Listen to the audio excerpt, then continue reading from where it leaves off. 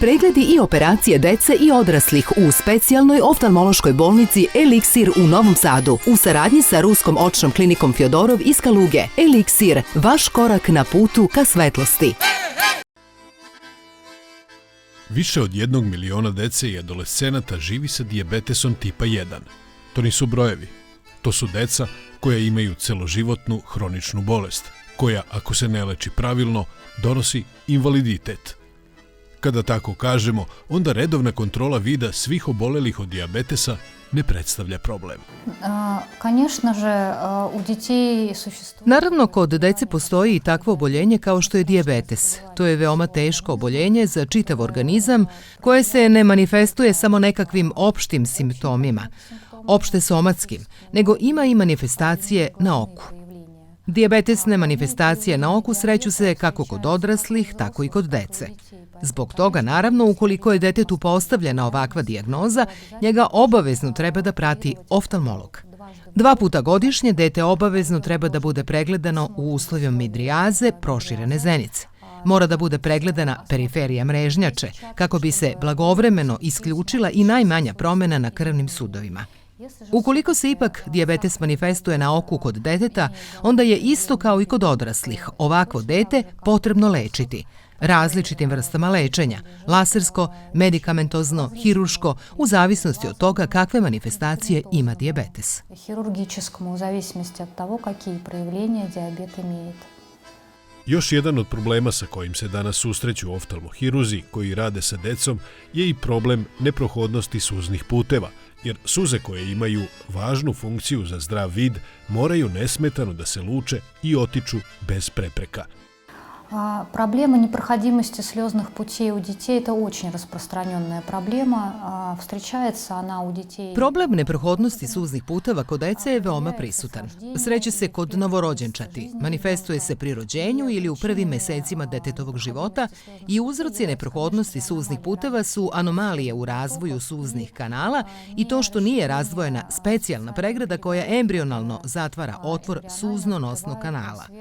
U trenutku rađanja suzno-nosni kanal treba da bude apsolutno prohodan, ali to se ne dešava uvek i ukoliko neprohodnost suznog kanala ostane, onda to na kraju dovodi do zadržavanja evakuacije suze iz konjuktivalne šupljine, iz suzne kesice, ili usled toga što suza uopšte ne može da istekne u šupljinu kroz suzno-nosni kanal i u takvoj situaciji se ona zadržava u suznoj kesici i dovodi do nastanka gnojnog dakriocistitisa i to je veoma veliki problem za decu.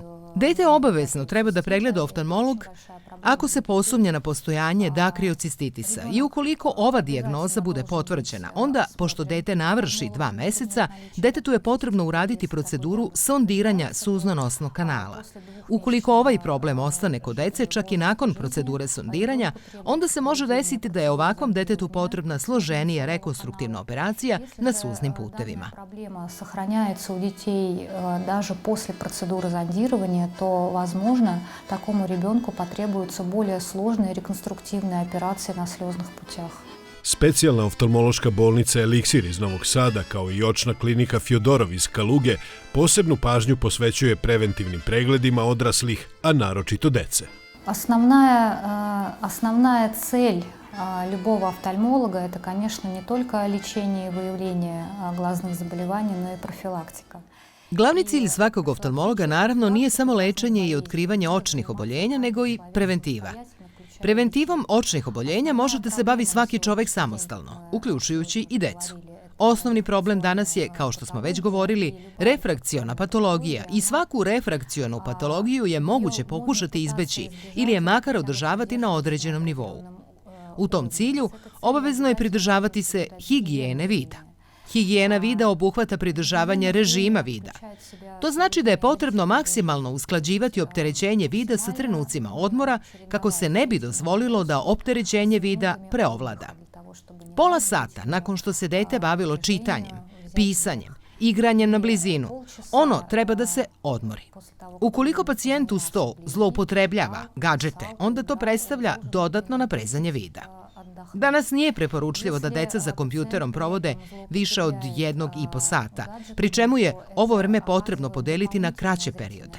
Pola sata rada za kompjuterom, 2 do 3 puta u toku dana. Korišćenje tableta ili telefona bolje je zameniti korišćenjem kompjutera koji imaju stacionaran položaj, normiranu osvetljenost ekrana i normiranu udaljenost između očiju i ekrana, što će u manjoj meri uticati na preveliko naprezanje akomodacionog mišića. Obavezno su potrebne šetnje na svežem vazduhu 1,5 do 2 sata na dan, pravilna ishrana sa velikim sadržajem belančevina, vitamina, minerala. Ovo je moguće pratiti i to može da sačuva decu od nastanka oftalmoloških problema. За этим нужно следить, за этим можно следить, и это может оградить детей от развития офтальмологических проблем. Zašto je važno da optičku korekciju vida učini oftalmolog nakon pregleda na kome širi zenice? Zato što je to jedini način da stručnjak sagleda sve delove oka i proceni kvalitet vida nakon učinjene dijagnostike, čiji rezultat uzima u obzir kada pregleda pacijenta. Optičku korekciju, bilo da su to naočare ili kontaktna sočiva, ne treba određivati sebi samostalno. Ne treba jednostavno doći u prodavnicu i to kupiti. Naočare treba da prepiše lekar na pregledu. Naočare se individualno određuju za svakog pacijenta. Postoji čitava procedura odabira naočara ili kontaktnih sočiva koja se sprovodi prema određenim pravilima i na osnovu rezultata ove procedure ispisuje se recept. Na osnovu tog recepta u optici je moguće individualno izraditi naočare za svakog konkretnog pacijenta. Ni u kom slučaju se ne smeju kupovati tek tako, ispod ruke, na kioscima, u prodavnicama, na pijaci. To može da ošteti vid. Stalne akcije preventivnih pregleda dece i odraslih su lakše kada ekipa krene na put. Zato zakažite pregled u vašem mestu i očekujte mobilnu ekipu Bolnice Eliksir iz Novog Sada.